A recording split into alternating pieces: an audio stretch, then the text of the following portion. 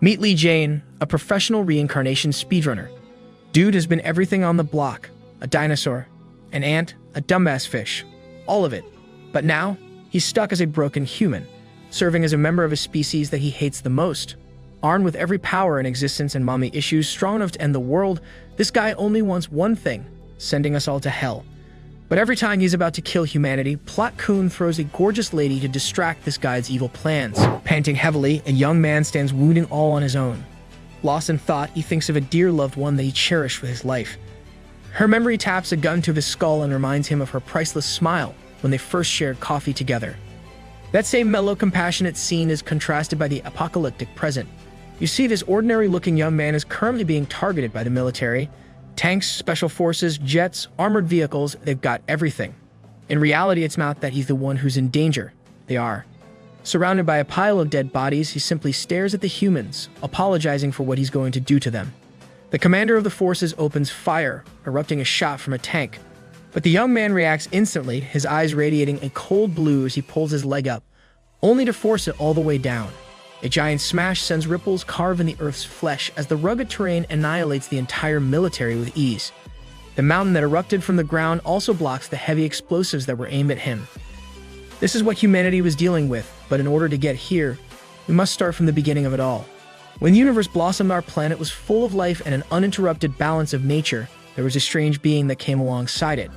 This creature finds it difficult to pin its origin. Sometimes it was a fish swimming in a river, while other times it was an eagle soaring in the sky. There were times when he found comfort in being an ant, part of being in a colony, and there were also times when he became a gigantic dinosaur all alone to fend for itself. Then came the meteors that permanently shifted the balance of nature, shifting the world forever. After that came the Ice Age, from which emerged even more life. He was there to experience all of it, the world's ending and the world's repeated beginning. Having experienced countless lives, the creature also experienced countless deaths alongside it. Then came its emergence in the more modern era, an era of humanity. The entity had already experienced the lives of countless beings and actually remembered every single one of them. And then bang! A shot to the head, killing it immediately. In this life, it was an elephant, and it deeply grieved being killed in the same manner again. Having been hunted by humans so many times, the creature began to despise them. Despite millions of years of reincarnation cycles, the one species he dreaded with all of his life were human beings. They took pride in their killings, showing off their achievements, which was different from the lives where he died of old age or was preyed upon by a stronger creature. That was the natural order and the order he was used to. But these humans? They were merciless. After killing it, they would celebrate its corpse as trophy. Humans loved killing for their own amusement. That was the one thing it could not forget. And they've acquired endless methods to ensure a successful kill. Despite its evolutionary reincarnations, the creature could never evolve to adapt to the weapons of humans. Thousands of times he was killed in cold blood at the hands of these vile creatures. And even though the entity had already become accustomed to the concept of death, it couldn't help but bear hatred for humanity. As he rested there in cold blood, he found discomfort at the realization that death was approaching him again. Every single reincarnation would end with the same questions. The first one was of curiosity and fear, wondering what creature would become its next life. The second question was always, why? Just why did it have to endure this torturesome cycle of being reborn for millions of times? Finally, the third question addressed grief and misery, questioning when will the torture end. In its heart, the creature begged and begged after every death, the same desire to never be born again. But what good are its wishes, as the cycle results in another reincarnation with a beating of his heart? The entity already figures out that it has taken form. You see, the process of being born is extremely painful. From the familiar pain patterns, the entity guesses that it might be reborn as a mammal this time. Strangely enough, even after all its reincarnations, it had never experienced this level of pain before. The strands unite into the figure of a baby, but in a way, the level of pain endured brings hope to the creature's heart, because it implies being born on a higher level of the food chain. Finally, reincarnation is complete. The baby senses cold air caressing its face and opens its eyes at last. It contrasts the air with the feeling of a gentle embrace. Dude definitely won the genetic lottery for his eyes, but can we talk about that forehead for a second? Anyway, despite his blurry vision, one thing was crystal clear about his reincarnation. This time, he was being held in the hands of a human mother, meaning he had been reborn as a child of the very species he despised with his life. He was reborn as a human. Lee Jane became the boy's name, a moniker used by others to call him as a human. In all of his reincarnations, this was the first instance of the creature having a name. It quickly realized just how complicated the lives of humans were compared to the simplistic nature of animals. Mankind liked distinguishing itself based on nationality and other factors. They liked naming things, attaching meaning to the world they lived in. Here in the doctor's office, they receive a clear report regarding Jane's tests. The boy's mother has been boggled by his inability to speak, but the doctor casually reminds her that she's dealing with a 6-year-old child. Tapping the table in frustration, Jane's mother expresses her real complaint. She doesn't like the fact that her child doesn't even respond to her words, or the fact that he never even cried upon being born. Again, the physician really doesn't see any concerning effects and wonders if it's some kind of psychological block. Hearing the word psycho immediately puts Jane's mother on edge. Despite the doctor instructing her to take the boy to a psychiatrist, Jane's mother slams the table in frustration, hounding the doctor for making crazy claims about her child, basically calling him retarded. The doctor does his best to clarify what he means, urging the woman to calm the heck down, only for Jane's mother to erupt even louder. While this is happening, Jane quietly observes her reaction. His mother's name is Oh Young-shil, and she is someone who didn't lead a good life. Unable to receive proper education, she lost her parents in a war and her husband in another war. Grief clung to her miserable existence until the day came where she gave birth to a son. That same world that became a haunting graveyard of cruelty for the woman suddenly became a world she needed to adapt to for the sake of her child. So determining herself every day, she took herself to the streets, selling vegetables for a living with a young Jane strapped to her back, doing whatever she possibly could to nourish her child. At night, she would always keep Jane next to her side. After hearing a rumor that babies grow up to become good people if you tell them good things, she always treated him well. Despite the boy's expressionless face and his incapability of speech, Young-shil smiled at him every single night, reminding him that she loved him. Those words, they didn't really mean anything to a creature who had experienced countless reincarnations. However, despite his inability to understand her words, the boy felt warmth and actually liked hearing them.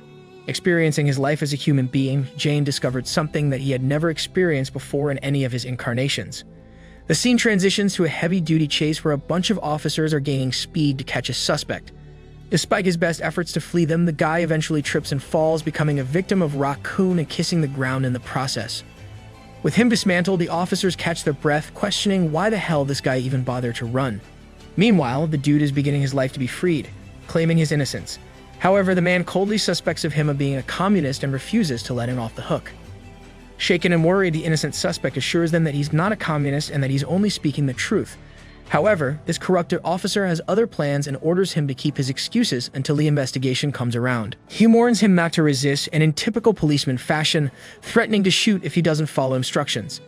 Suddenly, a boy pops out of nowhere, except this time, the kid is aura farming looking like Itachi Uchiha underneath the moonlight. The officer is at a loss for words. A child of that size should be unable to dash up to a tall tower all on his own.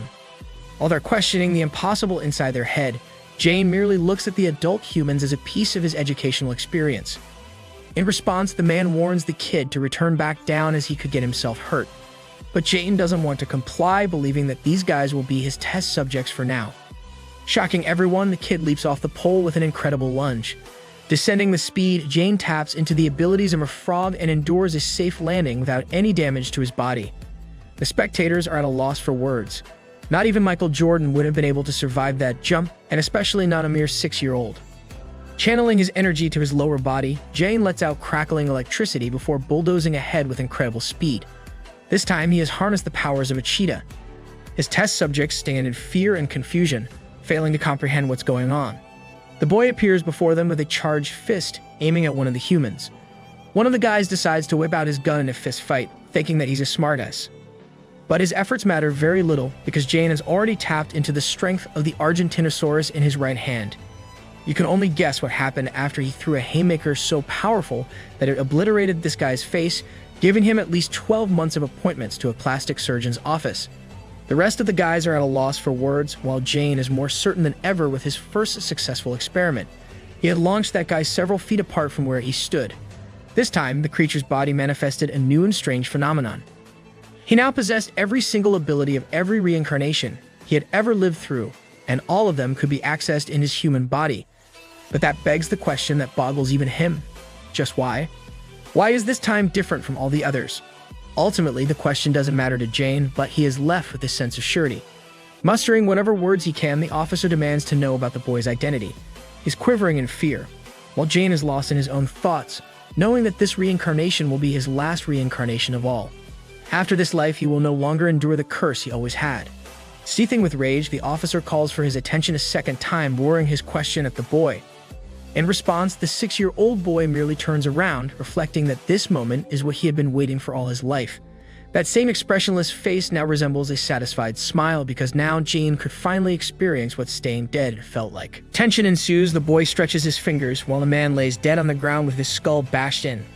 The fleeing suspect is terrified and at the cusp of crying. Jane, he's calm and checking out his newfound strength when suddenly he notices the officer sprinting at him. The man succeeds in thrashing the boy's face with a heavy fist, questioning his identity. The kid's body hits the ground with a slam as he lays there without a reaction.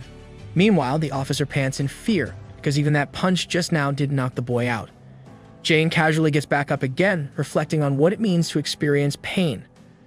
From this observation, the boy has learned that if he stops concentrating, his body will become just as weak as any other human. So he wipes the bruise and turns his attention back to the man, who is basically at the verge of shitting his pants at this point. Calling him a little piece of shit, the man tries taking another shot, thinking that he'll be just as successful this time. Jane waits for his punch until suddenly, crack. His wrist shatters, causing him to clutch his arm in pain, screaming at the top of his lungs in agony. Now this isn't because of his punching technique or anything at all, it's actually because Jane intelligently used a turtle's durability to reinforce his exterior. Experiencing no difficulty, he grabs the man's throat, practically squeezing the life out of him at his grasp. I think I'm gonna be staying 10 feet away from every 6-year-old from now on. As he's being humiliated, Jane taps into the grip strength of a chimpanzee, squeezing his grip around the man's neck even tighter. Curious, the boy looks at him in awe as the life in his eyes starts to fade to white. It was at this moment that Jane realized a hard-hitting truth about his powers. If he can concentrate all the time, he will be invincible. And then, bang! Right as he was about to take the guy's head off with his punch, he gets shot in his side by the same man these guys were suspecting of being a communist. It's quite the injury, an unexpected one that knocks Jane's concentration off balance for a good minute. And then the effects become apparent as his body begins to experience fatigue and flops to the ground. Lost in sight of his new powers, the boy made a critical error and let his guard down. The same man who shot the little child is quivering in fear, realizing what he'd just done. Jane's body lays restless on the ground. Anyone can assume that he's dead. Panicking, the suspected communist bolts off to escape the scene. Meanwhile, the last guy decides to chase after him to make sure he doesn't escape. Going back to Jane, the kid is unconscious next to the officer, and this detail is important for later. Time passes and morning comes around. Surprisingly, the boy is still capable of moving his fingers. Shortness of breath and a lack of energy is slowing him down, but he manages to flip himself over to lay on his back. Once again, Jane experienced what it meant to be shot by that weird thing that he didn't even know was called a gun. That same weapon killed him several times in his previous reincarnations, and just now it ruptured his intestines. The thought of imminent death crosses his mind. All he can do is stare helplessly at the serene sky full of clouds, contrasting his lifeless state. Watching that sight somehow restores his morale, and in one last-ditch effort, he lifts his back off the ground, stretching and squirming. Jane ends up healing the gunshot wound and springs back up, though it causes him to vomit from the sheer pain of what he had just endured. Shortness of breath is still slowing him dying, and his fatigued state is doing him no good. The reason he survived earlier, and the reason he's able to keep moving, is largely thanks to the abilities of a sea cucumber. Jane managed to survive and got back on his feet, though he finds it annoying that his body kicked in his survival instincts at the last second on its own. Surprised by his body's automatic response, Jane reflects on this new discovery, questioning the idea of a small yet indestructible body. At the same time, Jane thinks that his existence never made any sense to begin with, as he's one of a kind. Suddenly, the boy hears Young Shil's voice calling out his name in the distance. She's screaming at the top of her lungs, crying and weeping in worry for her lost son. The worried mother doesn't even care. She's humiliating herself before the people of the town, who all find her annoying and do nothing to help her. The helpless Young Shil is left all alone, not knowing where her son went, while Jane himself has come to a realization. First, he locks in on his next target, a sparrow sitting on a scarecrow's arm. This cute little thing is enjoying its break when suddenly Jane erupts with incredible speed and eats the little bird in one bite. X in the chat for Bird Coon, please. Munching on his food, Jane has come to a realization that he no longer needs a human being to take care of him, even if he's just a child. Instead of going back to his mother, he seeks to be no longer dependent on Young Shil. A quick flash of memory courses through his mind, but the boy perseveres on ahead, ignoring his mother and moving on. Contrasting his strength, Youngshil drops to her knees, feeling the most vulnerable she's ever been as she helplessly screams her son's name. The sig repeated until 4 days later. Around this time, Jane found himself tumbling around the forest like a corpse.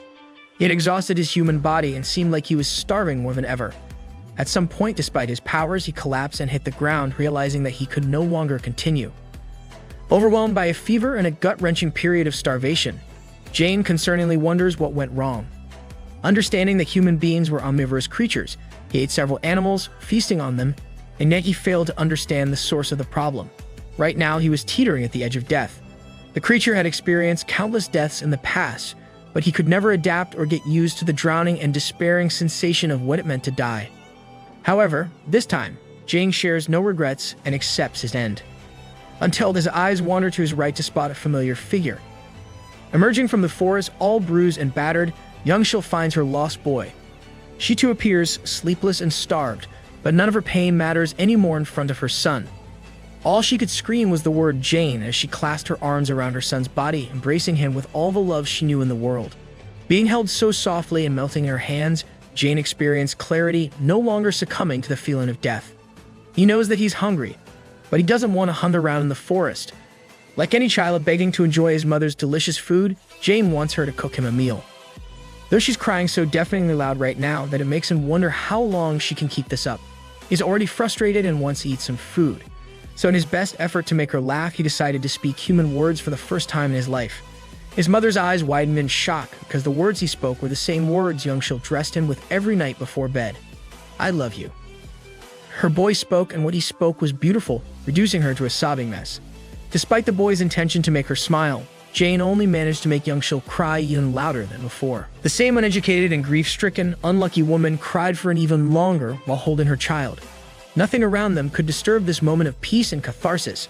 Jane looked at the sunset that evening and truly felt that it was the happiest day of his life. Choosing to rest in his mother's arms for a while longer, Jane comes to a conclusion. Knowing that he can't survive on his own just yet, he has made up his mind to learn everything there is to know about how humans live in order to adapt. That leads us to the next scene, where the interrogator appears distraught after hearing the suspect's testimony of what went down. He can't fathom that a mere child was responsible for demolishing a group of adults alongside this guy. The suspect pleads guilty and reveals his act of crime by stating that he's responsible for killing the boy as well. The man hearing all of this begs the question, what really happened to the boy? Where did he go? Because the only thing they found at the crime scene was the corpse of Detective On when they got there. This puts the suspect in a tricky situation. Not even he knows the missing piece of that puzzle. All he can do is circle back to his original claim of having shot the boy, but the interrogator thinks that it's all a big lie to cover up for his crime of shooting Detective On instead. The convict goes frantic and immediately corrects the interrogator, urging the other detective to speak up instead of remaining silent.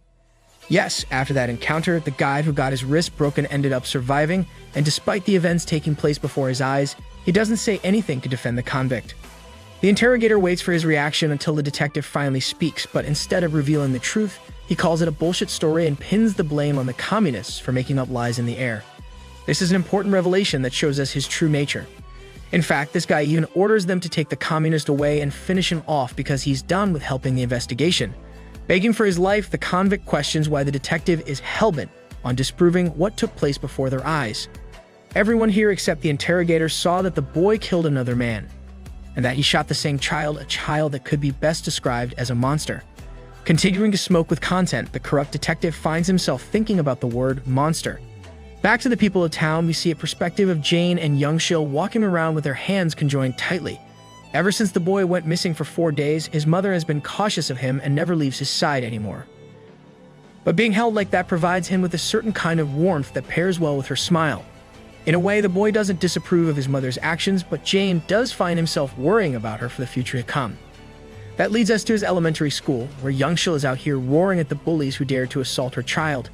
She's become an overprotective tiger mom who always stands up to anyone trying to hurt her child.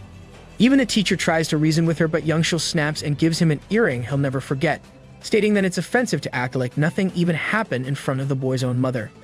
Turning her attention back to the little brats, she reminds them that if they ever dare to mess with Jane again, she'll personally make sure to break their wrists like twigs. Observing her reaction at the slightest inconvenience, the boy comes to a conclusion. Youngshil is kind, but that kindness extends only to him.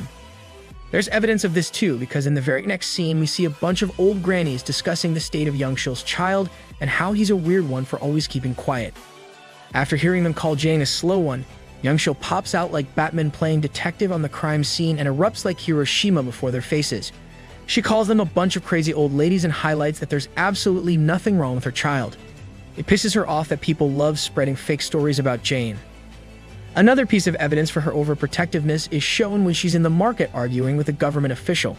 Youngshil makes it clear to everyone that this country had never treated her rightly and always took precious people she loved away from her. She was an orphan who lost everything and became a widow after losing her husband. Youngshil even mouths off against the official by stating that her business is all she has left, and if they take that place away too, she's no longer gonna have anywhere else to go. In typical mom fashion, she rolls around on the dirt, declaring that she and her child will starve to death if they're unable to sell vegetables. Youngshil is better off accepting a clean death before that ever happens, and if they can't kill her right away, then she doesn't want them to hang around either. Long story short, the boy's mother fought everything that came her way in this world. Nothing was easy for her, while Jane slowly became more and more used to his life as a human. He and his mother found themselves in a field of beautiful flowers. Youngshil took one and put it around her ear, asking for her son's opinion. Jane looked at her gazingly long, and the moment he found himself contemplating that he should leave, he was always reminded of his mother's caring and bright smile. Youngshil wanted to do everything with her son, and always extended her hand to show her warmth. But as they held their hands together, Jane was constantly reminded of how rough her warmth was. Suddenly, he surprised Youngshil by opening his mouth again and asking an important question. Why does she fight so hard every day? Youngshil thought about that question for a good moment, staring deep into the bright blue eyes of her boy. A gentle answer came with no complication to it. Youngshil fought every day to protect her son. This moved something in Jane's heart, and at the same time, a strong gust of wind ended up knocking the little flower off of her. Youngshil thought it was a good reminder for them to quickly return home and promised to cook the boy his favorite meal too. It was at this moment Jane had an enlightenment. Despite his earlier admission of wanting to leave when he felt ready, he was now faced with a change of heart, no longer feeling the need to abandon this feeling of warmth. Only one thought remained in his mind. Jane wanted to stay with Youngshil even more.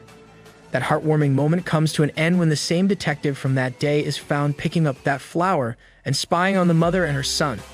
This creepy scumbag harbors his messed up intentions, and he's all the more happy to have discovered the identity of the child he deems a monster. In nature, the cold hard reality is the pecking order of the survival of the fittest. Weak creatures are toppled by the strong. Every prey shares its own predator. Such is the way of existence. That cycle was something that Jane understood throughout his countless experiences in his past lives, but there were certain kinds of deaths that he could never accept no matter how many times he witnessed them. For example, humans killed birds to make instruments of comfort against the warm. Other times they wanted to kill to preserve themselves against the cold. Knowing that they couldn't experiment against their own kind, they butchered lab rats for the sake of science and innovation. They killed animals just to create a container for money, hunted animals to show off how macho they were in front of others, and even without any imperative reason, they killed in the name of entertainment. Jane, a creature who had experienced so many lives, found this side of humans pathetic and disgusting. That is the reason he decided to act the day he killed a man. We get a tiny skip, and the scene cuts to the boy now reaching 12 years of age. He's collecting items for his mother and has successfully blended in human society. He's also found his neighborhood to be ever adapting rapidly in the past few years. Buildings seem taller than ever and appear more orderly. While for the country boy, he just carried on with his own business. But he did notice smoke fumes gushing out of the factory. These dangerous fumes, coupled with the wastewater dissolving into the river, didn't make for a pleasant experience in front of Jane's home. Speaking of home, the boy returns home and pops open the door to tend to his sick mother. That's right, Youngshil appears to have fallen egregiously ill as of late. Jane is the only one who can tend to her right now. The boy remembers what happened. They were sharing a nice meal together until his body outright rejected the fish he was trying to chew.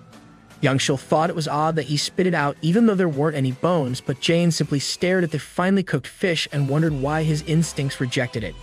To top it off, Youngshil found herself insulted because she worked really hard to catch expensive fish. But despite her best efforts to make him eat his food, all Jane heard in response was a cold, hard-hitting no to her face. The boy's bold rejection shocked her for a moment, so she decided to back off and enjoy the meal for herself instead. She called him ungrateful for disrespecting food that most could never even afford to eat, and took it upon herself to finish it all. And that's exactly when things went wrong, because in hindsight, Jane should have done everything in his power to stop her too. You see, right after eating the fish, she felt really ill, which leads us to the present. Tending to his mother, he puts a damp towel on her head to ease her comfort. Despite her sickly state, Young-shil never disappoints her boy and returns a beaming smile at him to show her appreciation. The boy sees this and decides to get up and leave, prompting his mother to inquire if he's headed to school. Glancing back at her, Jane simply nods. The caring Young-shil beams another smile at him, wishing her son the best day imaginable. In the following scene, we get to see people of the marketplace chatting about unusual fashion.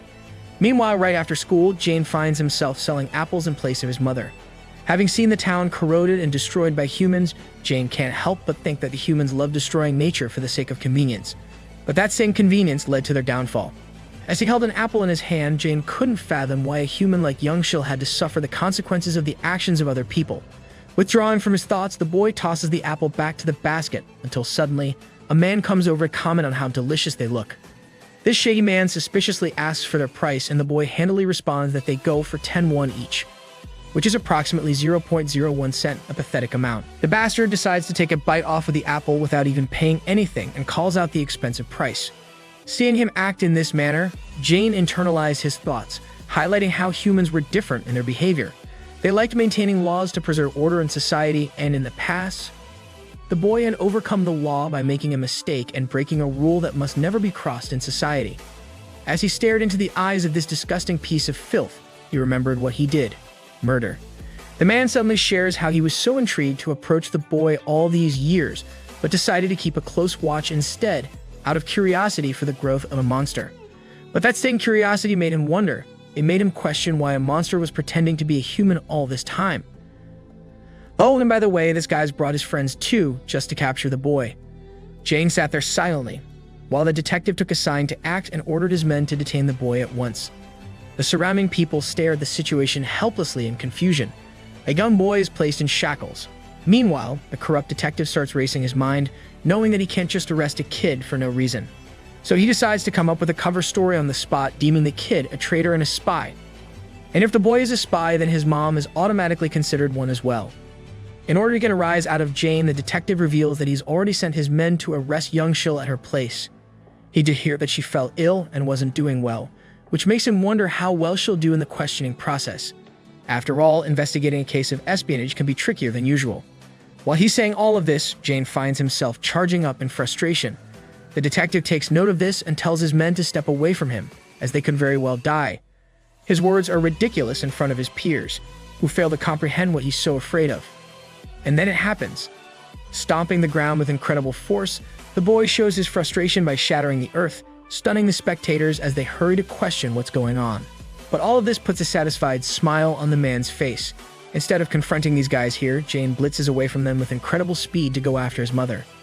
Though the others are startled and lost for words, the bastard detective uses this moment to gain their trust and dubs the kid a literal monster. Meanwhile, Jane is pedaling his fastest to get to his mother, recalling that this detective underestimated his abilities. He didn't know that the kid could literally become anything that he wanted. It was this pivotal day that mankind provoked and unleashed an invincible monster. The scene cuts to the future or the current setting, where Jane has grown up and blended into human society even more. He knew that humans were physically weak, but the one thing that separated them from the rest of living creatures was their ability to communicate through language.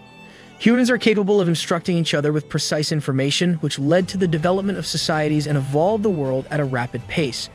Though thinking about it now, Jane remembers his mother's smile and realizes that he too had the gift of language with words he couldn't understand. And then we get shot by a scene of Young-shil's life slipping away before Jane's eyes, as he sheds tears grieving her loss, wondering if that gift is a blessing or a curse. Let's take a few steps back and understand how it all happened. Jane is still rushing his fastest to get to his mother, cutting through the water and then leaping all the way over to the other side of the forest. He sticks his landing and, instead of slowing down, wraps his legs with the speed of a cheetah and torpedoes straight ahead. His eyes are filled with determination and focus, contrasting his usual dull expression. The scene transitions to the police department, where two men are discussing the interrogation that was carried out earlier by their lieutenant. The lieutenant smacked this guy's face, but it's clear that no one wants to believe his shitty story that a mere 12-year-old could be a North Korean spy. To top it off, the lieutenant risked his position for this case. However, despite having his face smacked, the guy admits that he can see why their superior would act this way. At first, he was against the lieutenant's decision, but then he recalled the satisfied look on the boy's face. Just remember that scene makes his skin crawl and tremble. A grown man is scared of what that little boy could do, which is why he tried stopping the lieutenant as early as best he could. The scene cuts to Jane's home, where the second group of men is sent to capture the boy's mother. It's not a small group either, and they're fully intent on dragging the sick lady out of her resting place. As they're trying to search around, inquiring about her, Jane comes flying out of the damn sky and lands directly behind them. His sudden, hard landing makes everyone turn their attention to look at the panting young boy. It's the first time we've seen him exert so much effort to get this far. Meanwhile, the group is unable to comprehend how a mere child could pop out of nowhere. Connecting the dots, one of them asks the kid if he also lives in the same house. The boy simply nods yes, which makes the rest of them wonder if the lieutenant has genuinely gone crazy at this point for suspecting a mere child. Still, they don't want to risk complications, so their current objective is to apprehend the boy. That earlier display of openness fades into a cruel and cold order, demanding Jane to come with them. Coiling his fingers, the boy is ready to drop a city-wide fade on these clowns when suddenly he notices the door sliding open. It's his mother, who dragged herself just to open the door and wondered why there were a dozen men in front of her house. Jane found himself surprised, while Young-shil couldn't comprehend the situation on her own. The detectives could immediately tell that Young-shil's condition was fleeting, but the reality is they can't disobey their orders and hence decided to investigate both of them. One of the men grabbed Jane, which led Young-shil to grow nervous and frantic. She doesn't want them to take her child away from her, and despite her fleeting condition, Young-shil pedals ahead to try and stop them. But the more she looks around, the more she realizes that these men weren't backing off. In her last-ditch effort, she strings together whatever words she possibly can and roars at the top of her lungs, calling out the people around and informing them of the kidnappers that showed up at her house. One guy tries to stop her, but she smacks him away, cussing him out for forcing his way. Continuing her earlier cry, Young-shil screams to call out everyone in the surrounding neighborhood. Her sudden display of energy doesn't make a good impression because now the officers think that her previous act of being sick was a lie. They have reason to believe she's a spy, so they're even more certain of arresting her on the spot. Jane witnesses his mother's helplessness before his eyes, but the moment he snaps is when one of the bastards comes up to slap her in the face. Desperate, severely ill, and practically helpless, Young-shil topples and triggers a kind of emotion in Jane that he probably never thought he had. Going back to his earlier reflection of the human language being a crucial innovation, the boy experienced literal chills going down his spine at the sight of his mother's face hitting the ground. He experienced anger, boiling anger that coursed through every fiber of his being. The very ground that the boy stood on cracked apart. All this time, he had done his best to hold together his sanity after experiencing countless deaths. But now, he had finally snapped. What took place in the next few scenes is the definition of horror and ultimate bloodlust. Bodies were tossed in cold blood at the hands of an angry child. Some of them were torn apart as Jane struggled to contain his anger. Young-shil, finding herself completely shocked, had tears in her eyes. Bent and annihilated corpses were all she could see. Among the anger and frustration, Jane found himself soothed by the signal of her voice calling out his name. The boy turned to face his mother, who looked remarkably sad and barely able to contain herself. She cried for him, while he realized that he had once again overstepped the boundaries and committed murder again. Just then, a vehicle stops before their house. The lieutenant uproariously laughs, satisfied that he was able to prove his theory instead of feeling disgusted by the corpses of his own men. Extending his arms with pride, the lieutenant officially declared the child a monster. That word, monster, holds Jane's thought, while the lieutenant uses this as a mechanism to let everyone know that they're free from holding back. Coiling his bloody fist again, the boy is fully intent on eradicating these bastards. But suddenly, Young-shil pops in front of him. To his utter shock, the caring mother takes all of the blame upon herself, declaring herself to be the murderer. Extending her arms up in the air, she's happy to be taken into confinement and questioning, and repeatedly screams that her boy is innocent. Again, Jane is utterly shocked by his mother's actions. It's a gut-wrenching scene, and her act of compassion surprises the lieutenant and his men.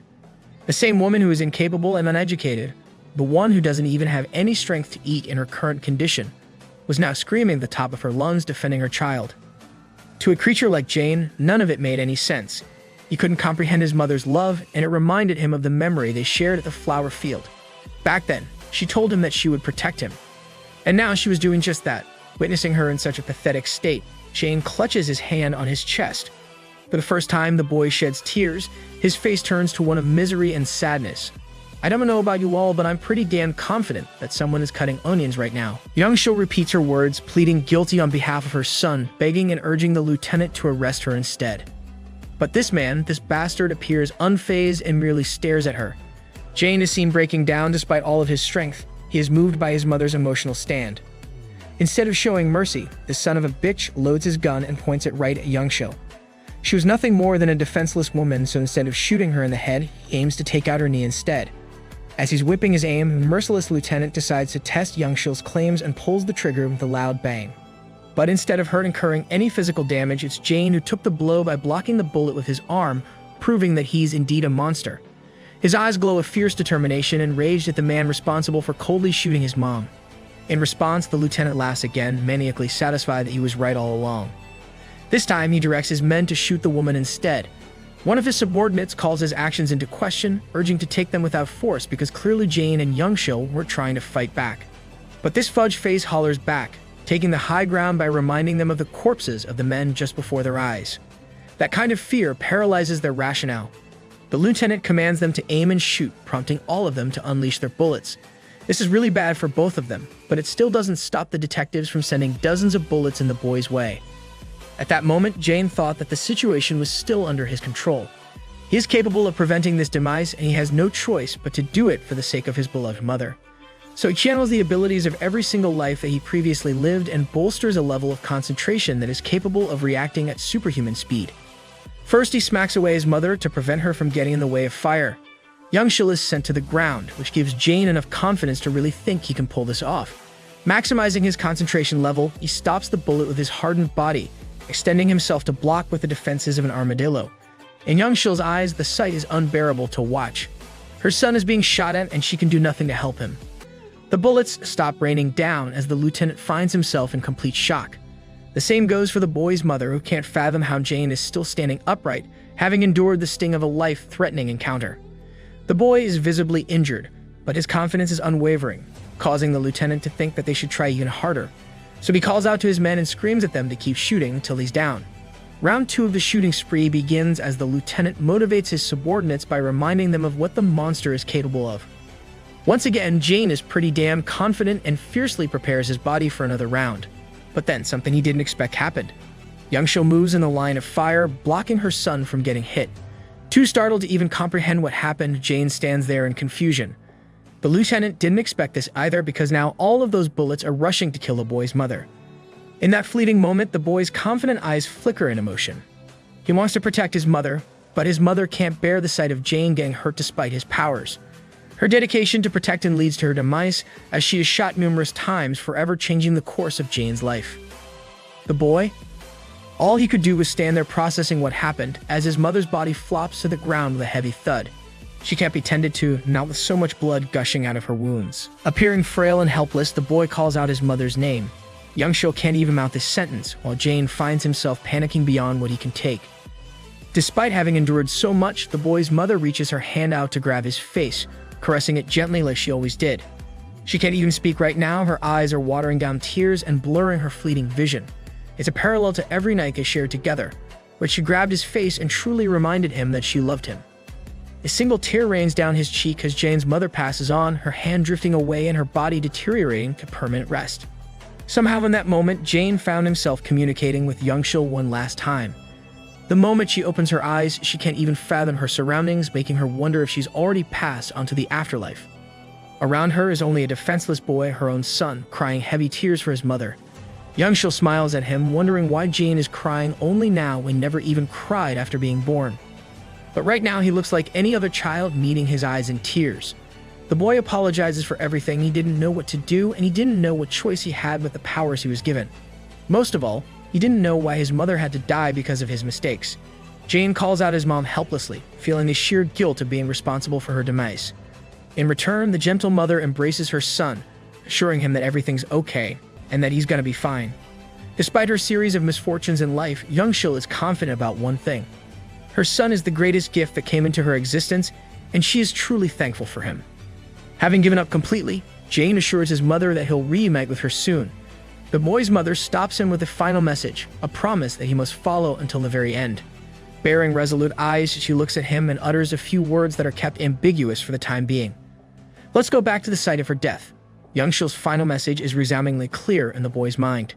Her final instruction is for Jane to survive no matter the cost, no matter what it will take. Just sensing the boy's domineering presence sends chills down the lieutenant's spine. It was at this moment that he knew. He effed it up. Let's take it backpedal and try to understand the motivations of this disgusting man. The big question is his obsession with a mere child. Though there were many reasons for his actions, a simpler way to describe it would be none other than arrogance. The kid before him was exuding fumes after tanking bullets with his body. The thing about human beings is that they're so confident in understanding and assuming the world is correct that they succumb to fear when something beyond their understanding arrives before them. That was the very reason that this lieutenant, just like most humans would, tried his best to eliminate the uncertainty of the unknown. Back to the perspective of our boy, Jane's mother's final message is constantly roaring in his head. It's come to a conclusion. He doesn't belong amongst mankind, and it's fully possible that he'll even hurt or kill them later on. Flooded by the gush of his mother's memories, the boy shuts his eyes and gains a resolving understanding. He determines himself to follow through with his mother's request. His sudden display shocks the lieutenant and his men because instead of killing them right away, Jane turns tail and dashes away from the scene. Perhaps this is what it means to survive, and perhaps this is what his mother wants him to do as part of her message to survive. It was here that he told himself that he would always outlive any circumstance. Jane hops over the roof of his home and leaves one last frightening glare at the scumbag responsible for everything. Pissed off, the lieutenant strings together his men to stop waiting around because their target is already on the run. He intends to chase the boys' intense speed down using their car. The lieutenant even motivates them by saying that their target is extremely vulnerable right now, which means this is the only chance they'll get to destroy him. Meanwhile, our boy is leaping away like a frog and arrives all the way to the same field of flowers that his mother loved. Jane is blitzing ahead while the car chases him in full pursuit. His mind can't help but relive the memory he shared with his precious mom. Thinking of that, the boy ultimately comes to a stop as if he no longer wanted to run anymore.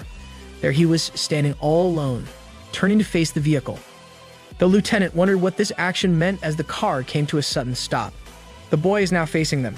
Like all the other times, the psychotic scumbag comes out of his car insulting the boy and urging him to run even more. In response, Jane wipes his face and reveals his intentions. This entire time, he wasn't running away at all. He was luring his prey. Strangely, the boy confesses an apology, surprising the lieutenant. He confesses his apology to the people he killed in his life and the people he's going to kill right now. Yeah, that's a mic drop moment right there. This dude is literally spelling their demise. Jane is haunted by the guilt of having taken away the lives of people with precious mothers that loved them.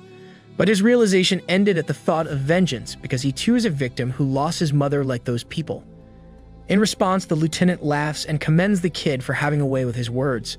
Accepting his own mistakes, Jane confesses that he did a lot of things wrong in his life. However, humans are no different from him. They kill without expressing a second thought. They destroy the environment without consideration. Everywhere they went, they ruined something and took it away from the world. Jane had always wondered why he was cursed with the never-ending cycle of reincarnation. Or better yet, why did he even have certain powers? But now, everything made sense to him. He has figured out his true purpose. Channeling his fierce strength, he declares the humans as filthy and destructive for no reason at all. Jane's very existence is an act of destruction. He will now do everything in his power to slaughter them all. Frightened for life, the lieutenant watches the boy take up to the sky at an inhuman height.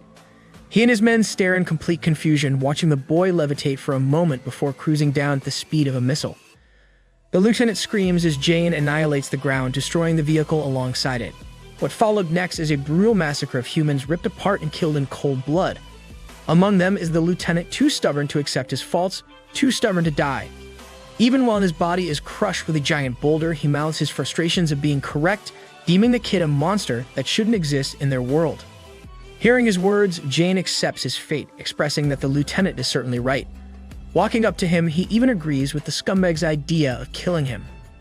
But finally, Jane admits that the lieutenant failed in his ultimate goal, and because of his failure, the rest of humanity will suffer for his actions. The child that he deemed a monster will go on to slaughter every last human on the planet, promising the lieutenant humanity's extinction as he deals the killing blow, smashing his face into a bloody pulp.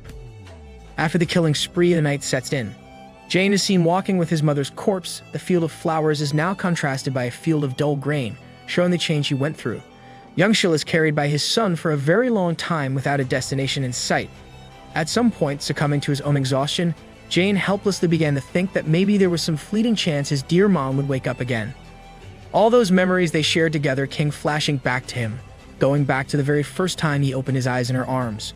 At last, Jane responds to the words she told him every night before they slept, responding to her love in full agreement. Stepping forward without end, the boy goes over the time he spent with his mother. 12 whole years were practically meaningless for a creature that had lived for millions of years. However, those few years were the most memorable of them all. Having received love for the very first time in his life, Jane felt different and experienced true happiness. But that source of his happiness, his mother, is no longer a part of this world. She died fighting to protect her child and his mistakes. Despite suffering countless deaths, this anguish is the most painful of them all for Jane. His mother's message for him to survive until the end rings again, and he steps forward to embrace a new world for the sake of his mother. And that brings us to the tundra of the cold mountains. A hunter is setting his sights to take his shot on his next trophy. Cocking his gun, he aims at the creature and without any semblance of consideration, shoots the poor thing down with a clean shot. After successfully killing the bird, he even feels proud of his achievement. But surprisingly, when he walks up to collect his trophy, he sees a small boy standing before its dead body. This tiny child isn't even wearing warm clothing, so the man questions what he's doing here all by himself. The boy doesn't respond and simply looks at the state of the dead bird before his feet. Wondering if this is the boy's first time witnessing a pheasant bird, the hunter strikes conversation, expressing his joy after securing a huge kill. Finally, Jane speaks, directly confronting the man and asking if he's proud of his actions. Charging his energy, he looks at the man with cold and merciless glare. The hunter thinks the boy is strange and asks about his parents, which reduces Jane's concentration to zero. Saddened, he responds, stating that they're already dead. Feeling pity for the child, Hunter decides to step up to him and covers his body with his warm coat, unable to tell why Jane is wearing such inadequate clothing to combat the cold.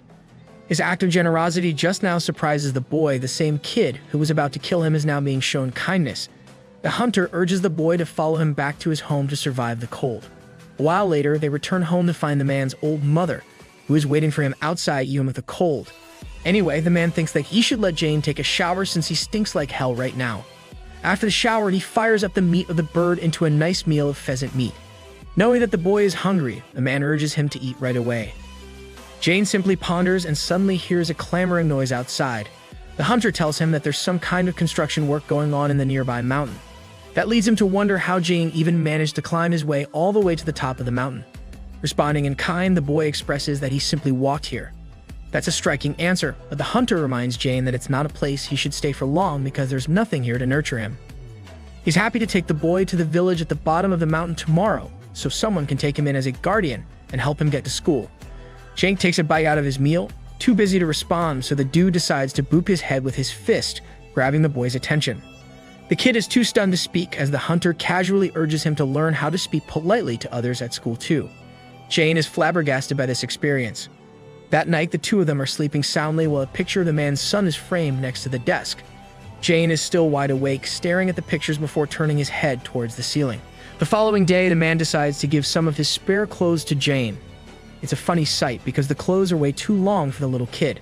The hunter decides to fold the sleeves and pants just a little bit to make adjustments. After sorting him out, he thinks it's a good time for them to part. Before heading out, the man assures his mom that he'll return soon. The senile lady simply waves at him weakly in response, and Jane takes notice of this. A little while later, they're walking about when Jane suddenly asks a question, inquiring why the guy's mother doesn't speak very much. Taking it as some kind of joke, the guy scrubs his head, wondering if the boy has been around any elderly people at all. His constant scrubbing annoys Jane, until the man reveals that his mother is incapable of speaking and barely capable of hearing. Intrigued, the boy turns to ask why he keeps talking to her, while knowing she can't speak at all. It's a thoughtful question, prompting the man to simply answer that his mother can understand his expressions and that's all he cares about in the end. Jane is left pondering those words. A little while later, it starts raining out of nowhere, which is a bad sign. The hunter explains that the rain won't last long, that the kid is at risk of catching a cold, so he urges to make a stop before heading deeper. Remember the construction area currently being salvaged. The rain gets to a point where it uproots the trees and causes a severe landslide. That very same landslide ends up crushing our guy, while Jane is left to witness his death. The poor guy, despite his agony and suffering, still worries for the boy and asks if he's alright. Jane is left with an astonished expression on his face and hastens to help him out. With what little he can, he tries to dig the dirt in an effort to save him. The poor guy, on the other hand, is lost in despair and doesn't know what he should do at this point. The little boy assures him that everything is going to be fine as he's going to dig him out safely. Tragically, the man's voice quivers at the thought of his beloved mother. As he approaches his death, all he could think about is his dear mom. And with that, he tragically passes away despite Jane's effort to save him. Yet another loss, yet another bump with tragedy. The rain pours heavily as the boy remains helpless before the man's dead body. All he could do was stand in silence before gazing up at the sky. Remembering that the mountain nearby is undergoing construction, the boy tries his best to recall the project's name. With rain trickling down his face, he suddenly remembers that it's supposed to be called a risotto. Well, some time passes and we see Jane carrying the dead man's body on his back. It's thanks to his inhuman strength that he's able to come this far without experiencing fatigue. Unfortunately, when he returns to the guy's home, his mother is already standing there in wait. Her eyes widen in shock, succumbing to the horrific realization that her son is gone. Her umbrella drops, showcasing her loss or perhaps even hinting her own death. The following day, our boy is sitting all by himself, mourning the loss, his thoughts drifting to the memories of the past, of the time he killed all those people ruthlessly. At the time, he was angry, and with hindsight, he knows that he wanted to expel that anger. That bone-chilling declaration of ending every human on the planet still rings true to him, and it really makes him wonder if he should follow through with that path. But it appears that hesitation always stops him from his ultimate goal. Staring down at his nimble and frail hands, the boy finds himself lost and confused, questioning where the road is headed for him next. In his deep contemplation, he is reminded of a cherished memory during the time he was taking his arts exam. His mother was pretty annoyed that Jane was turning out just like her, but the young boy told Young Shil that he didn't know the answer, so he didn't try to guess it either. Here, Young Shil emphasized to him strongly about the importance of writing down something even if one isn't fully confident in their answer. The boy dismissively turned to his left, questioning what he should have done instead. It's just the reality that he didn't know what to write. The boy's words left his mother speechless, and the memory sequence ends there. Jane is still thinking about that experience. That leads us to the next scene, where the Shuma Company is officially celebrating the opening of the Jin Resort. The people cheer and applause in the grandeur of this project's completion, while the leading president of the company shakes his hands.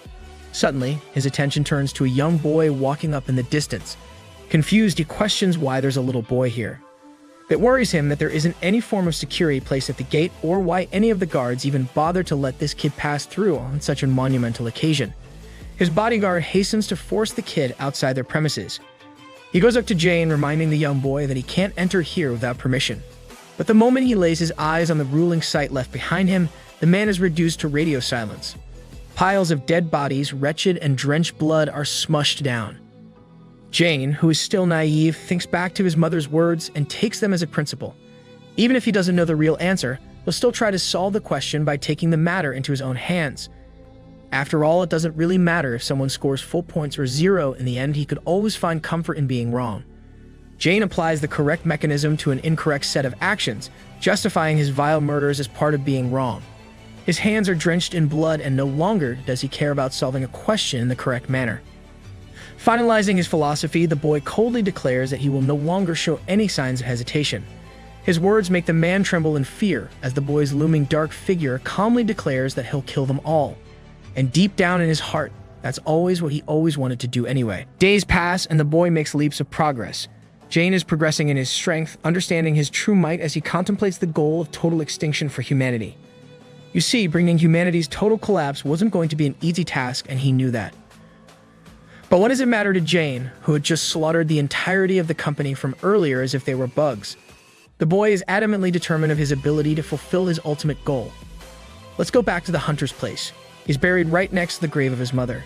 Just after her son lost his life, she couldn't bear to get out of bed and passed away after being asleep for many days. Jane finds himself at the cusp of being lonely, and with no one to share his thoughts to, he circles back to his original plan of testing out the full scope of his powers. Staring at his hand, he deduces that he has the abilities of every single reincarnation cycle he's led up to the current one. That means the possibilities are boundless for him. But there is one major problem.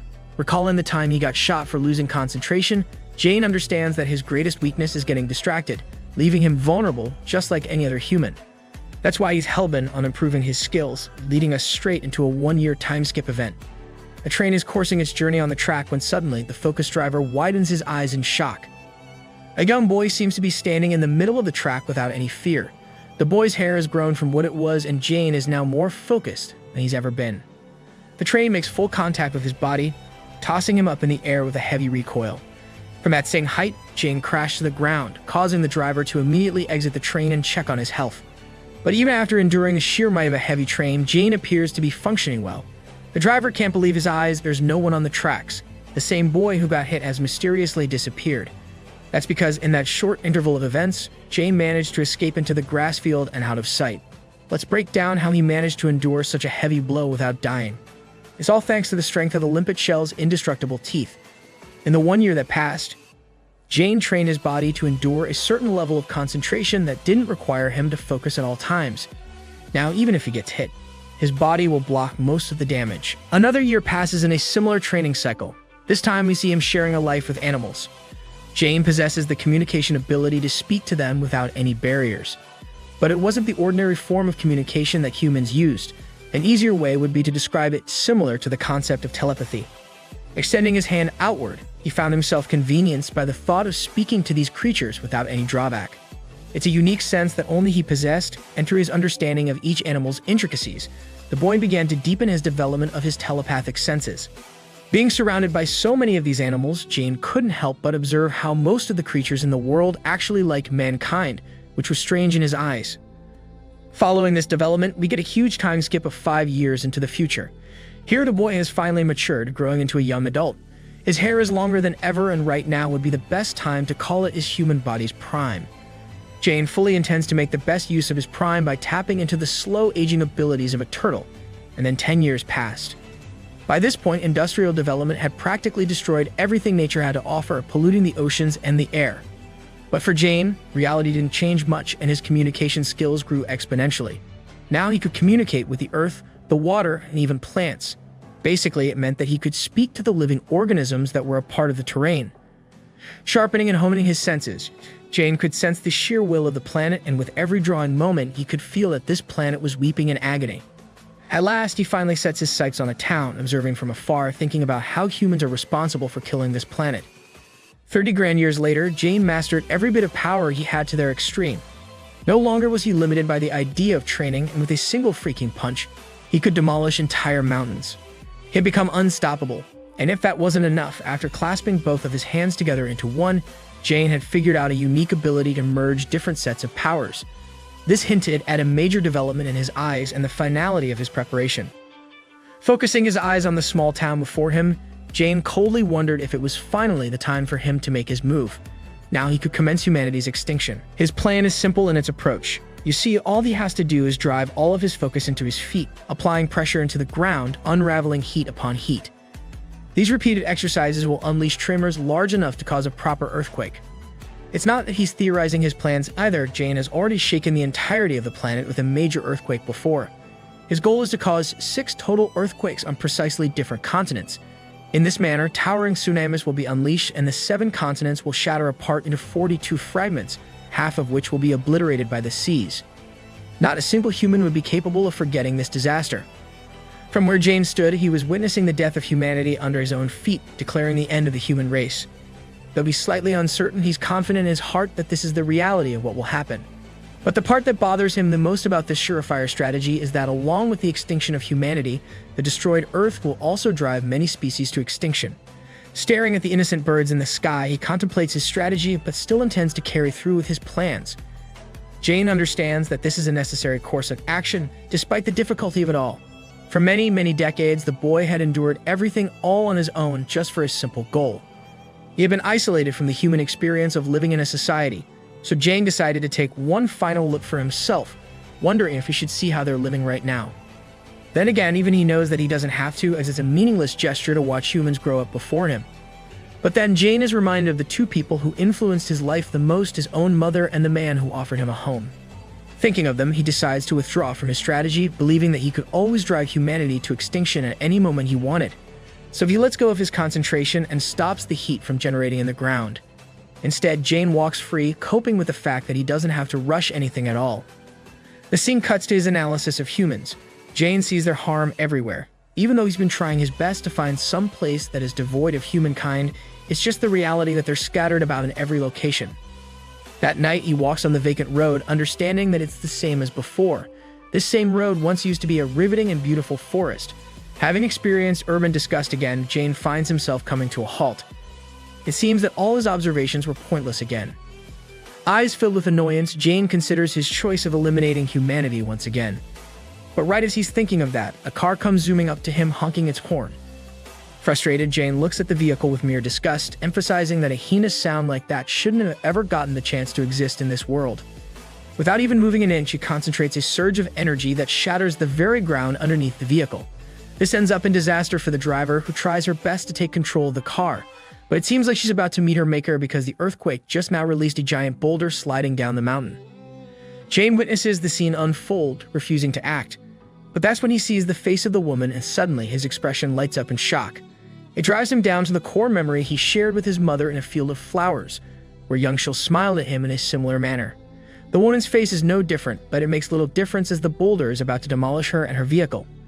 But before that happened, Jane shockingly acted, blitzing with incredible speed in an effort to save her life.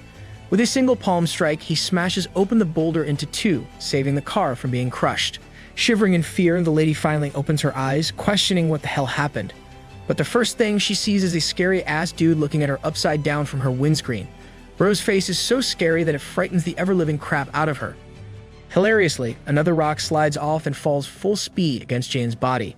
But instead of reacting incredibly fast like he usually does, this man tanks the hit with his head. However, due to him losing concentration, Bro sustains a bit of damage that he isn't used to. Anyway, the woman decides to slide her vehicle back, which ends up in this guy tumbling down the road. Exiting the car, she hastens to check on him. All the while, Jane is left with a shocking enlightenment. All this time, he was capable of using his abilities even when he was unfocused. But just now, the fact that he sustained damage is beyond his expectations. Connecting the dots, Jane figures that it must have been due to his personal shock. At the same time, the lady frantically rushes up to him to check on his condition. In his fleeting consciousness, he sees the similarity in her and his mother. And right as his consciousness fades to black, Jane experiences a feeling that he had become foreign to in a long while. The same feeling that he experienced right before he died in his countless reincarnation cycles. Accepting his death, Jane closes his eyes. But the moment he opens them up again, he can't believe that he's still alive. The lady apparently brought him to a hospital and ruined this man's majestic long hair. Personally, I'd probably start thinking about humanity's extinction again after that. Anyway, Bro wakes up in panic, while the nurse urges him not to make sudden movements as it's only been a while since he received his surgery. The word surgery confuses Jane as he clings to his head. The lady reveals that because of the fact that they couldn't identify his records, they also couldn't get the approval of his guardian. But the doctor in charge of the operation emphasized the importance of it, which is why they carried on with the procedure. The nurse inquires for his name, which surprises Jane. She doubles down by reminding him that they've yet to have him on any records in their database. In that instance, Jane found himself lost in a daze, confusing both women. Unsurprisingly, Jane expresses that he can't seem to remember his own name, but his accent and tone indicate that he's from the South. Finally, memories of his childhood start to roll back in again. Reconnecting with modern society, Lee Jane introduces himself as a human. The strange young man's identity and age are completely unknown. The doctors learn that not only is he blank in their database, but also he seems to have incurred some kind of memory loss. The doctor expresses that this might turn out to be a real pain in the ass, and his implication annoys the lady who brought him here. 3 months flew by, and after some level of research and confirmation, Jane's estimated age is considered in his mid-20s. Even now, there's nothing regarding his identity among his age group, not to mention his fingerprints are completely unregistered too. At this stage, the officers are incapable of helping her out. One of them shares that he's already tried searching through security footage in order to get a lead on the mystery man, but nothing turned up. It's a real head-scratcher for a case, and it annoys the lady because they've gotten no new leads lately. None of them have any experience in handling such a unique case with virtually nothing to go off of. At this stage, the case is so fickle that they're starting to wonder if Lee Jane is even his real name to begin with. Turns out that the doctor has confirmed Jane's case of total amnesia, which means he can't be harmed at the moment, but it's possible that he might have snuck in here in an illegal manner. Well, the lady is lost for words and wonders what they should do next. Her friend suggests a gutsy idea, stating that it would help if Jane had a guardian to watch over him. This gets her contemplating her thoughts, and she zones out for a moment. Suddenly, she comes up with a plan. In the following scene, we're shown that another woman is trying to search for Jane's guardian. Hilariously, the lady has taken him under her wing, acting as his guardian for now. But despite that, she's frustrated by being called by the register. The receptionist reveals the details of the paperwork regarding Jane's discharge. Reluctantly, she signs the signature, revealing her name as Arizu. Though she stops to look over at Jane for a moment, the guy is staring back at her with confused eyes. Fast forwarding ahead, we're out of the hospital. But Rizu seems to be keeping her distance and appears pissed off. Addressing her mood, Jane calls out why she looks so angry, only for Rizu to stare at him blankly. She repeats her confession, fully reminding this guy that it wasn't her fault that he got injured like that. At the same time, Rizu doesn't want Jane to feel like he owes her a big debt for taking care of him. The guy responds blankly by agreeing with her words, though he doesn't comprehend why she keeps repeating them back to back. A moment of silence ensues until Rizu walks up to him until she's near his face. Then she reveals that she documented his age as 24 years old. And then comes the real twist. Rizu drops a bombshell by saying that she's 10 years older than him. We've got a real case of a mommy over here, but hilariously the innocent Jane simply thinks it's good for him to be younger according to her own words. He even wishes her old heart well for its age. Rizu finds herself irritated by his snappy response and shares that she'll be talking to him in an informal manner because of their age gap. Jane is perfectly okay with that and tells her to do whatever she wants. But this lady clearly doesn't like mannerless young men and reminds Jane that he doesn't have the same privilege to speak without politeness. You know the funniest part of all? Bro is literally 3.5 billion years of age, so he's like the primordial grandpa and doesn't really need a lesson on politeness. Well, Rizu tells him to follow her anyway, prompting him to ask where they're headed. Turns out that she's interested in helping him secure an easy job so he can stay at the same place she works at. This way he can take his time recovering his memories, but when he does, she urges him to leave. Suddenly, Rizu turns back and discovers that Jane is holding her hand. Instantly squatting away, she questions what he's doing all of a sudden. Rizu emphasizes that he can't just grab anyone's hand without their permission, and this is probably because Jane never really knew what it meant to grow up without another adult looking after him. The confused Jane worriedly asks why it's a bad thing to do that. Feeling pity and frustration, Rizu facepalms and simply tells him that it's wrong. If he really wants to hold someone's hand, he should first ask for permission, and only if they agree should he move forward. So what this bold Rizzler does is that he straight up asks her right away, inviting even more frustration from Rizu. She urges him to say those words politely, to which he does by pleading to hold her hand. Rizu gives in and grabs his hand, inviting a unique feeling in Jane. As they're walking about, a sudden flash of his memories pop right into his head, a reminder of who he was. Tears start streaming down his eyes, drawing Rizu's attention as her face turns to shock. She sees his blank face shedding tears as if he didn't know what they meant. Concerned, Rizu asks why he's crying, but for Jane, he couldn't even tell he was, so he quickly wipes off his tears. The moment gently ends in Jane's failure to comprehend his emotions. A subtle display of the flowers Nungshil adores most pans out as the scene comes to a close. While the following scene is a funny one, as Rizu's friend is questioning if this guy is genuinely going to stay with her. Taking a glance at the young man invites an interesting response from our boy, who snaps at her for looking at him in a rude manner. This remark of his immediately humbles her and knocks her out in silence for the rest of the talk. Later, Rizu shares a private conversation with a friend who disapproves of him from the get-go. Jane can obviously hear this conversation from afar as they're arguing the specifics. Rizu's friend is concerned that they're dealing with someone who has amnesia with no identity, not to mention he's got an annoying accent. Her pettiness makes Rizu wonder what's specifically wrong with the guy's accent anyway, prompting the woman to reveal that her own mother is actually from the Gyeongsang province, and she can sense right away that this guy's accent isn't natural. It's to the point it seems like he's mimicking the accent. Again, Rizu doesn't really get the motivation or the point of why Jane would do such a thing. Her friend disregards the subject and emphasizes that she shouldn't move forward with this dangerous idea. Logically speaking, Jane is a random dude she has zero idea about, so the fact that Rizu is going forward with sheltering him is a huge red flag and a reckless move from her in the eyes of her friend. Contemplating her friend's objections, Rizu agrees with her opinion, but remembers just how innocent and harmless Jane appears in her shared experiences with him. Gazing at him from a distance, she draws his attention. He actually smiles at her in such an adorable way that it knocks the wind out of her friend too. Bro is a natural charmer. Well, Rizu confesses that she's burdened by the guilt of forcing this young man to become this way. Thanks to her keen eye of judgment, she has already figured out Jane's nature. Curious, her friend asks about her judgment, to which Rizu reveals that the dude is utterly harmless if anything. Taking one look at Jane again, it certainly appears that way, causing her friend to lighten up a little. Letting out a sigh, she frustratingly accepts Rizu's way for now. The cafe has an empty rooftop room with a floor just above it, which means our boy is free to stay there. But the innocent Jane doesn't want to live alone and prefers staying with Rizu instead. The older woman humbles him and reminds the young man to speak politely. Jane does exactly that, only for Rizu to turn tail and disagree. Her sudden disagreement makes his expression drop to sadness, while Rizu reminds him that he's not allowed to follow or stalk her anywhere else. He's only being given a role here so he can earn money and fend for himself until his memories are recovered. Maintaining his earlier gloomy expression, Jane looks down in disappointment. However, Rizu is kind enough to tell him that she'll pay frequent visits to check on him. Jane nods in approval as Rizu hastens to leave, surrendering all responsibility to her friend. Her friend is rather shocked that Rizu is quick on the leave because there aren't any customers around, which means she can enjoy some time off. However, Rizu is a busy woman who has to get home first before heading to the IEU. Unable to comprehend the abbreviation, Jane asks her what it means. It's revealed that the IEU is the International Environment United Corporation, and she just happens to work there. Well, the stubborn and childlike Jane already wants to work at the same place too. Meanwhile, little sausage boy Royce is greeted by Rizu, when suddenly he slips out of her arms in an exciting effort to run to Jane. Even her friend is shocked, while Rizu is curious why Royce reacted in such a manner. He's not a dog that likes to socialize with everyone. The jealous Jane finds himself grieving inside, and when he sees the dog's smiling little face, he can't help but envy the little thing. He pets the good boy and calls him a lucky spirit for being a part of Rizu's life. But then, something happens.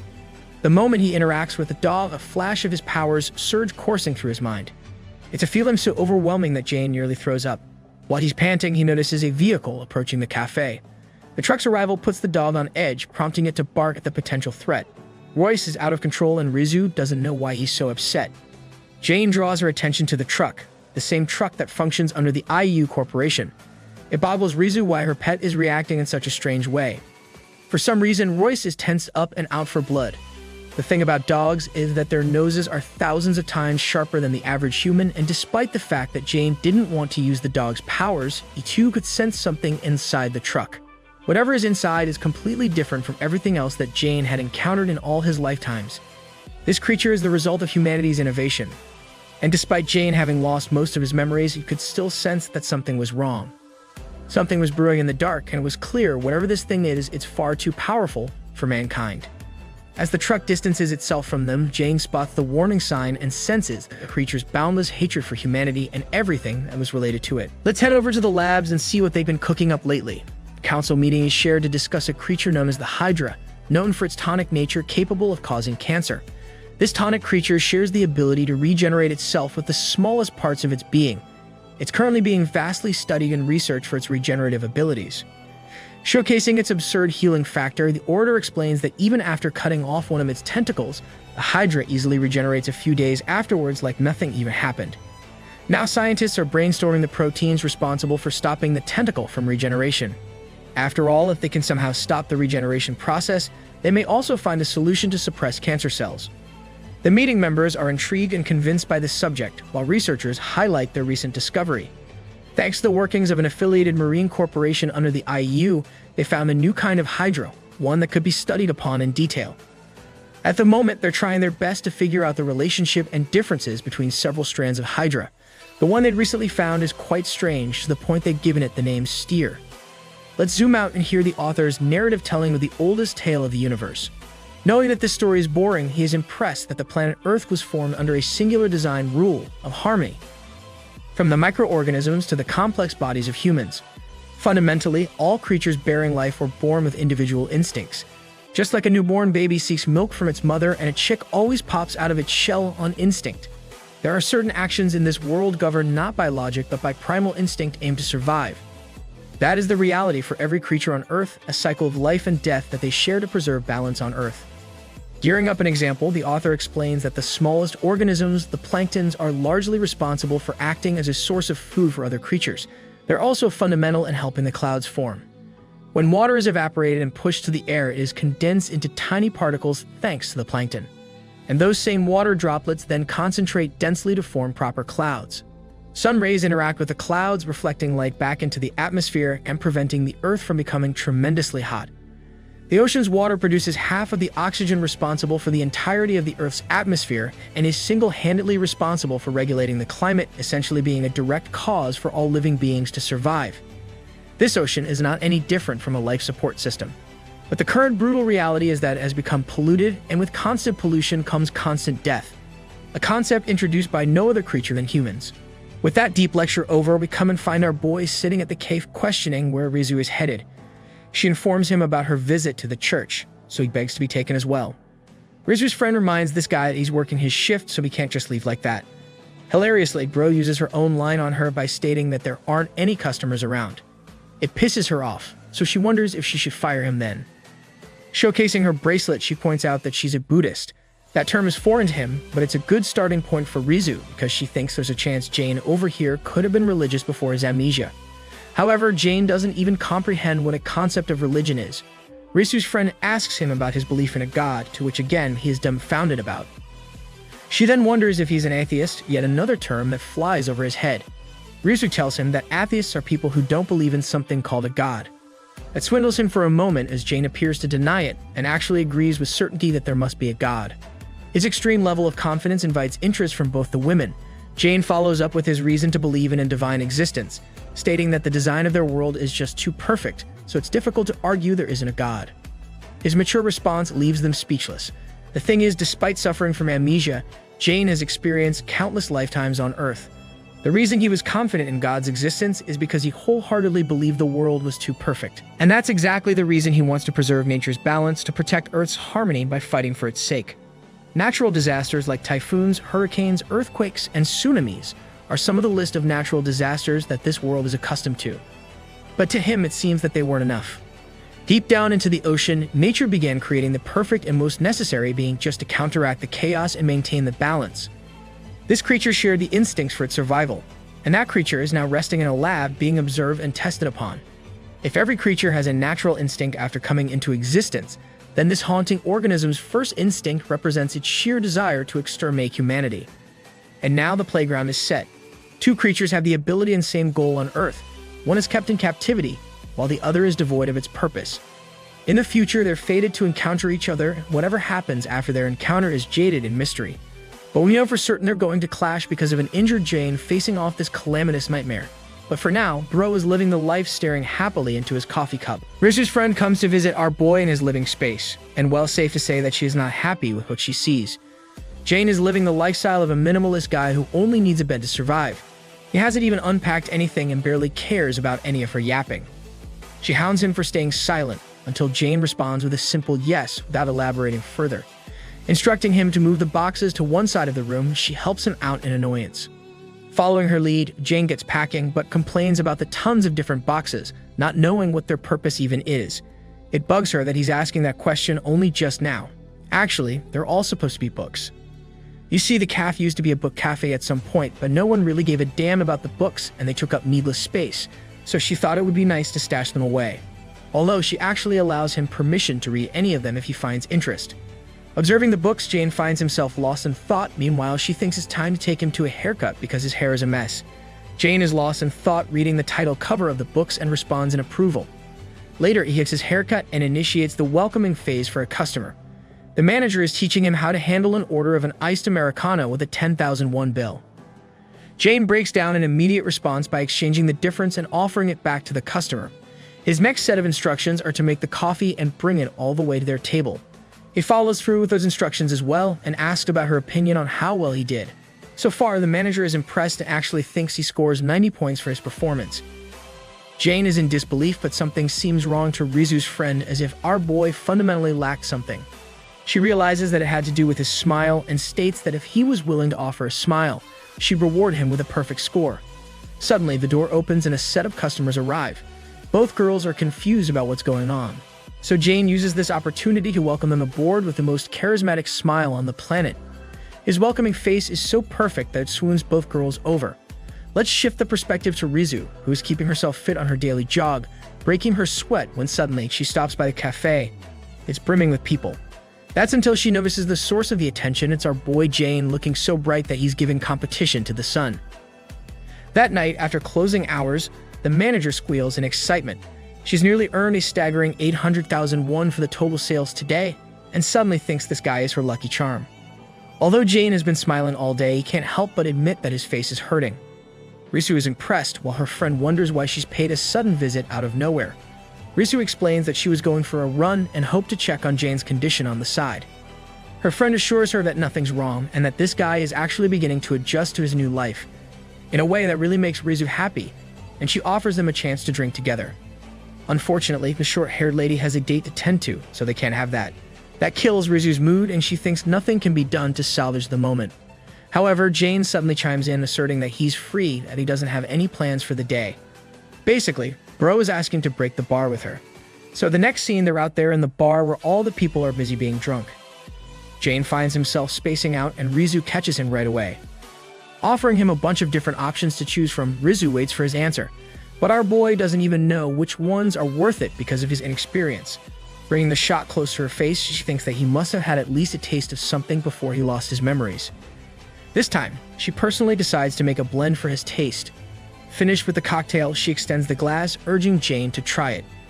Our boy grabs the glass and immediately shoves it down, inviting a smile on her face. Right away, he gets a kick from the experience, prompting her to ask about his experience. Well, Jane doesn't really like the bitter drink at all, while she thinks he's a baby for being so weak. In response, Rizu chugs it down like it's no big deal, like it actually makes her happy. Disgusted, Jane can't find himself understanding how people could enjoy something so bitter. Pouring more of her drink, Rizu casually admits that it's for the purpose of getting drunk. Intrigued, the curious young man asks about the experience of getting drunk. Pondering the question deeply, Rizu confesses that in her personal worldview, life is too cold. If one has to live and thrive in this world, then she should become just as cold. But in reality, she isn't a cold person at all. Saying so, she takes another gulp as Jane observes in confusion. Again, he repeats his question as if he didn't get her point. Staring at the glass, Rizu reveals that she's nicer when she's drunk, which allows him to see the real version of her. The young man remains speechless and stares down at his full glass. In a way, he too is starting to wonder if there's a real him. After the drunk party, these two drunkards walk their way out looking ecstatic. Even Jane is out cold and cursing like hell. He isn't used to this strange feeling, while Rizu eggs him on, entertaining him. She has to get home, so she bids him farewell for the night. However, Jane is a gentleman and offers to walk her home, knowing that it's dangerous at night. Snickering in response, she wonders where this guy managed to pick up on something so polite. It's actually what he found in the book of manners that he'd been reading in his room. Well, both of them start walking to her place. Suddenly, Rizu spots a group of fireflies to her left, amazed to see them for the first time like this. She thinks it's a beautiful sight. Pondering his thoughts, Jane stops to ask her if she really likes them. Rizu confirms that they're really pretty, so our boy focuses on the firefly. He gets lost in his train of thought and extends his hand. Rizu's face, on the other hand, goes from surprise to shock to horror when she sees this man radiating. Jane has harnessed the ability of the fireflies and now blows a beautiful light just like them. He wonders if she likes him more if he's like this. And in his broken southern accent, he repeats his mother's words with a wide smile, wondering if he's pretty just like those fireflies.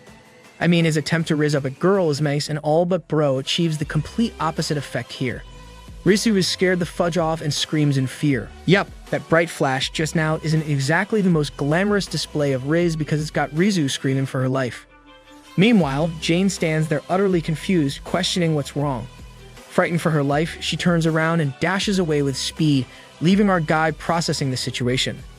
Intrigued by her sudden reaction, he decides to sprint right after her, which isn't the wisest choice ever given that she's already wary of the guy. Rizu turns around screaming and begging him not to follow her. But in reality, it seems that Jane is actually just trying to warn her about where she's headed. Reality sets in, and the moment she focuses her sight on the track, she realizes she's about to fall into a pit. Her sprinting momentum results in her own demise, causing her to trip over and fall. Jane observes this and takes notice of her screaming down to her imminent death. There's practically nothing she can do here except helplessly flail her arms. Rizu has already accepted that she's going to die. But then our boy pops the use of his tremendous speed as a cheetah, lunging with incredible bursts until he falls down to save her. Rizu had already closed her eyes and knew there was nothing saving her. But suddenly, she noticed Jane taking off to protect her. His eyes brimming with concentration, he sets his sight on protecting her. Thanks to his advantage in speed, he's capable of catching up to Rizu just in time, even calmly staring at her mid-fall. The two exchange glances before he lands first hand, waiting for her to fall. Rizu is immediately caught and secured safely within his arms, preventing her death. Radio silence ensues as the two have nothing to say to each other. Finally, Jane speaks, expressing his fear because he genuinely thought she was going to die. As he checks on her health, Rizu is quivering like a scared little girl. The following day, the perspective shifts to the IEU headquarters. Here, the strand of Hydra that arrived recently, Steer, is being tested upon. Turns out that this is the original specimen, and if any of its body parts are severed, it can easily regenerate a new replica of it exactly the same. Among the members, Rizu appears devoid of energy because of her experiences from last night. The head researcher forwards that they've actually been able to successfully create 14 more variants of the same Hydra using its regenerative powers. One researcher makes an observation expressing how this strand can mimic complete regeneration of the original body. It begs the question if the duplicates are considered the same entity or if they're classified a little differently. Acknowledging the excellence of that question, the head researcher forwards their latest discovery. Sharing a vial known as the compound of sulfuric acid, the researcher explains that if it comes in contact with water, it is capable of producing an immense amount of heat and energy. His words attract Rizu's full attention, even with her tired state. The head researcher decides to pour the sulfuric acid into one of the vials of the steer, explaining that not even this dangerous compound is capable of successfully killing the steer. Though the Hydra strand is incapable of dying from it, an interesting observation is made. It's actually frightened in response to it, discomforted by the compound. Then he points attention to the rest of the specimens, all of which are reacting in the same manner, even though only one of them has experienced the sulfuric acid. This means the duplicate entities are somewhat connected to the original body and whatever experiences that follow it. Addressing the question in honesty, the head researcher highlights that they're still incapable of answering fully if these severed parts are part of the original Hydra strand. Here, Rizu, who had been attentively listening to the lecture, raises an interesting objection. She can't fathom how something that isn't even connected by nerves is capable of being linked with each other. Again, the head researcher, with his weary eyes, forwards that too is a great mystery unsolved. Rizu appears to be bug out by the Hydra strand. And that's how the day ends and evening arrives at the headquarters. The team leader freshly learns about Jane's powers, and he can't even fathom Rizu's words properly, arguing that she must still be hungover. Awkwardly, Rizu agrees with him, but she wants to ask the hypothetical of someone being capable of glowing like fireflies anyway. She wants to know what would be the result of someone like that being a part of their world. To this, the head researcher highlights all the facts she told her. This mystery person she's talking about is someone faster than a car, stronger than a dinosaur, and has the ability to glow and speak to other creatures. It all sounds so absurd that there is no conceivable way to classify this person as a human in his words. Instead, with a grinning and sinister smile on his face, he argues that this person would instead be a research subject. Rizu is deeply and really deeply disturbed by that description. Back at the cafe, she comes to find her boy casually cleaning a mug and doing his daily duty. She observes him from afar and Jane suddenly spots her. Bro literally throws his cloth away in excitement of seeing her. By the time the cafe closes, she decides to have a conversation with him. Curious about Dawoon, the short-haired girl who is the manager of the cafe, Jane inquires how her date night went because apparently she went on another date again. But it seems that Rizu is a bit bummed out from her experience from yesterday. Jane acts dumb, causing her to get even more frustrated as she reminds him of how he lit up like a damn lamp and saved her life. To that, Jane reveals that even though he is unsure of the cause of his powers, he apparently possesses the ability to become anything he wants to be. His dullish answer invites a suspicious glare from her. Instead of proving his words, Jane surrenders the argument and assures Rizu that he'd never do anything against her will. Challenging his earlier words, Rizu expresses interest and asks what else he is capable of.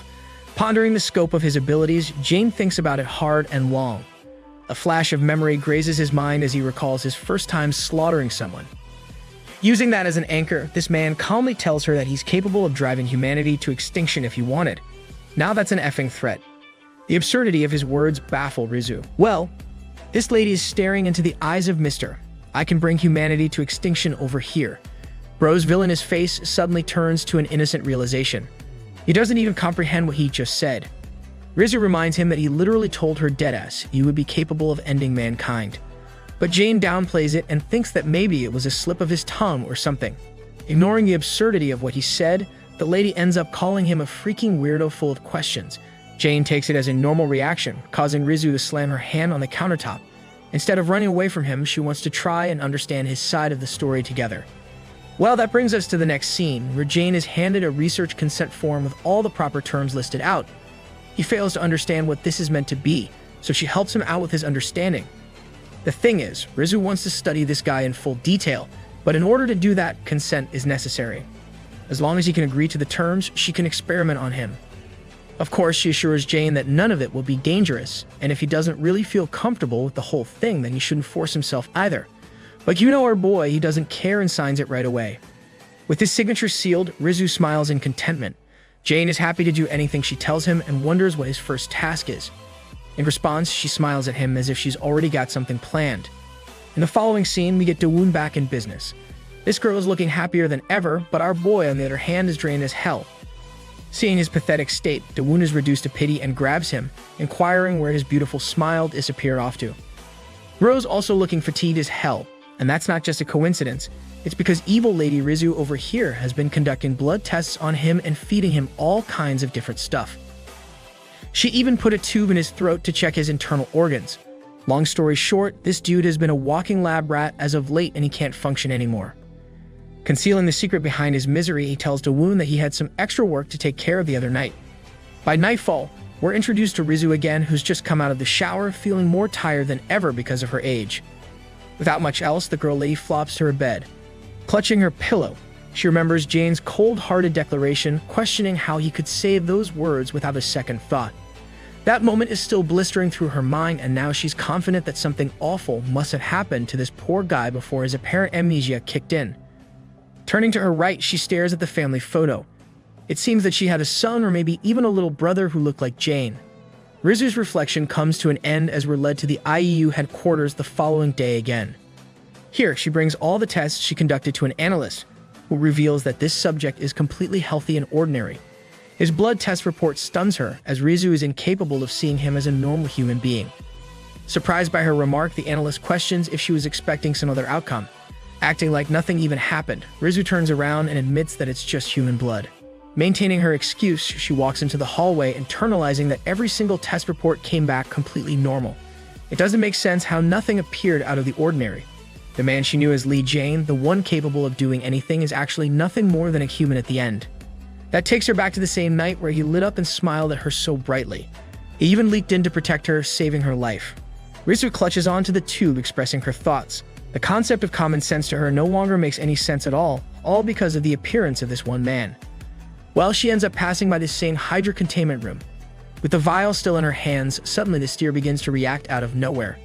The researcher takes notice of its extreme agitation even when it's not in contact with any compound this time. It actually comes to an absurd point where the tube ends up loose and is moments away from hitting the ground.